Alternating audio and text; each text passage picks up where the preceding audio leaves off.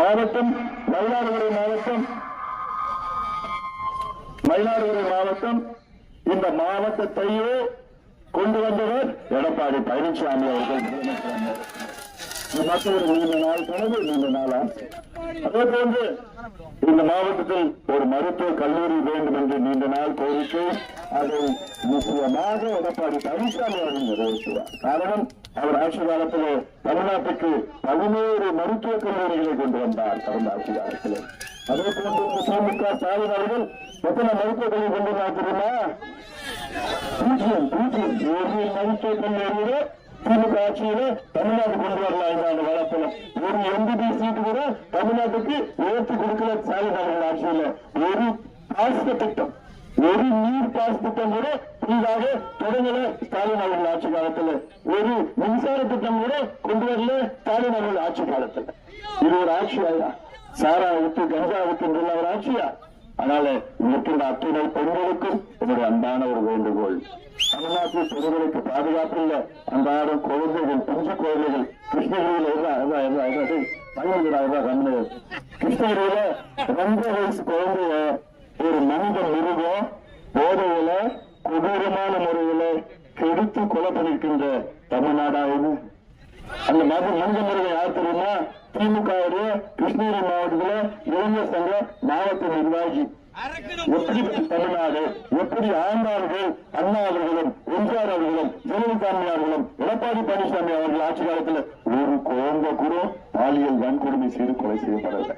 ஆனால் இந்த கொடுங்கோல் ஈடுபட்ட திமுக ஆட்சி காலத்தில் அன்றாடம் பிஞ்சு குழந்தைகள் 2 வயசு குழந்தை, 4 வயசு குழந்தை, 8 வயசு குழந்தை அன்னைக்கு எடுத்திருக்கிறான். 10வது படிக்கிற அந்த பொண்ணை பிடித்து கொலை பண்ணியிருக்கின்ற தினம் நடக்குது. அதனால தமிழ்நாட்டிலே பெண்களுக்கு பாதுகாப்பு வேண்டும் என்றால் அது எடப்பாடி பழனிசாமி அவர்கள் ஆட்சியில் மட்டும்தான்.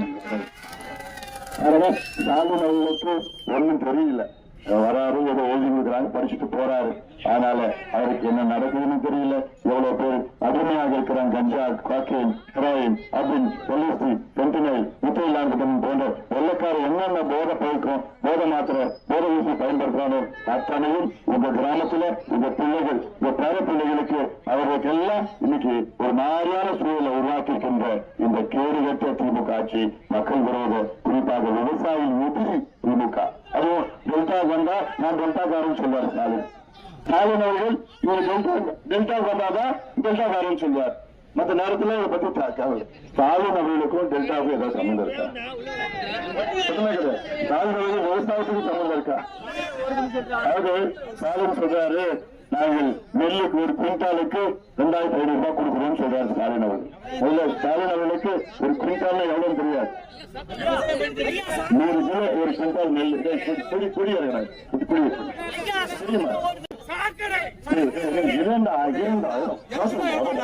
டைம் இல்லை, நானே 8 நிமிஷம் நடக்குது.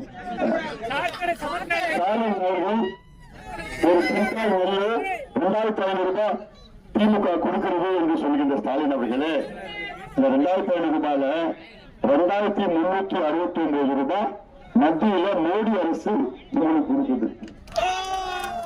திமுக அரசோட பங்களிப்பு 131 ரூபாய் தான் ஊக்கத்தொகை. 131 ரூபாய் நினைச்சு பாருங்க. ஒடிசாவில் 800 ரூபாய் கொடுக்குறாங்க ஊக்கத்தொகை, தெலுங்கானாவில் 500 ரூபாய் கொடுக்குறாங்க ஊக்கத்தொகை. ஆனால் ஸ்டாலின் அவர்கள் போன வருஷம் 130, இந்த வருஷம் 1 ரூபாய் பெரிய மனசு பண்ணி 1 ரூபாய் கூடுதலாக 131 ரூபாய். நான் சொன்னேன், அந்த 1 ரூபாய் அந்த குளத்துல வித்தி காசு அது கூட விட்டு வைக்க மாட்டான் திமுக காசு, அதுவும் விளையாடுப்பான். ஆனால் ஒரு குவிண்டால் நெல்லுக்கு விவசாயிக்கு உற்பத்தி எவ்வளவு ஆகுதுன்னா 2450 ரூபாய் கொடுக்கிறது, 2500 ரூபாய். அது அரசு கொடுக்கிறது. தனியார் கிட்ட 1600, 1700, 1750. அதுல கிட்ட ஒரு குவிண்டால்னா 2 மூட்டை, ஒரு மூட்டை 40 கிலோ. அந்த 40 கிலோ மூட்டை 40 கிலோ எடுத்துக்க மாட்டான், 38 கிலோ தான் எடுத்துக்கிறான். 2 கிலோ கொள்ளடிச்சுட்டு போயிடலாம். அதுல ஒரு மூட்டைக்கு 60 ரூபாய் லஞ்சம், 70 ரூபாய் லஞ்சம். ஆனா ஒரு குவிண்டால் 100 கிலோக்கு 275 ரூபாய் விவசாயத்திலிருந்து கொள்ளடிக்கிறான். இந்த அதிகாரிகள், அமைச்சர்கள் எல்லாம் டெல்லி, சென்னை வரைக்கும் போயிட்டு இருக்குது காசு. நீங்க சிந்தித்து பாருங்க. எடப்பாடி பழனிசாமி சொல்றார், நான் முதலமைச்சரான பிறகு நெல் ஒரு குண்டாலுக்கு 3500 ரூபாய் நான் தரேன் சொல்றேன். கரும்பு ஒரு டன் 5000 ரூபாய் நான் தரேன் சொல்றேன். அத்தனை விளை பொருட்களுக்கும் விலை நிர்ணயம் செய்யப்படும்.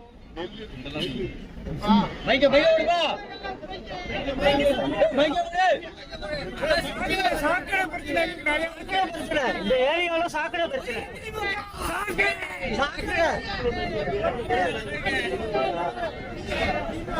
ஹலோ ஹலோ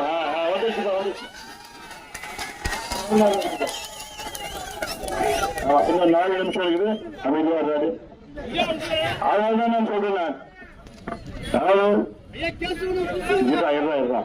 தமிழ்நாட்டுல இன்னைக்கு சமூக நீதி என்றால் இது அதிமுக கூட்டணி தான்.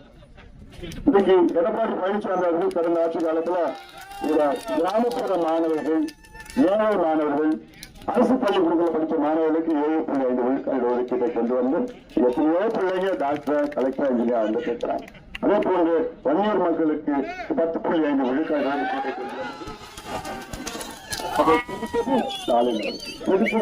வந்து எடப்பாடி பழனிசாமி உள்ள ஆட்சி வரும் ஆட்சியில அனைத்து சமூகங்களுக்கும் ஒடுக்கப்பட்ட அத்தனை சமூகங்களுக்கும் அவர் மக்கள் தொகைக்கு ஏற்ப, அவருடைய சமூக பின்தொடர்களில் ஏற்ப எல்லாத்துக்கும் இடஒதுக்கீடு, எல்லாத்துக்கும் உடஒதுக்கீடு, எல்லாத்துக்கும் தனி ஒதுக்கீடு, எல்லாமே சமூக நீதி வழங்கப்படும். அதனால இதையெல்லாம் நீங்க சிந்தித்து பாருங்கள். இது ஒரு மோசடி ஆட்சி, புரோட்டு ஆட்சி. ஸ்டாலின் அவர்கள் அவருடைய ஆட்சி காலத்துல 5 ஆண்டு கால ஆட்சியை வச்சு ஓட்டு கேட்கல. திராவிட மாடல் வீணாப்பான மாடல் ஓட்டு கேட்கல.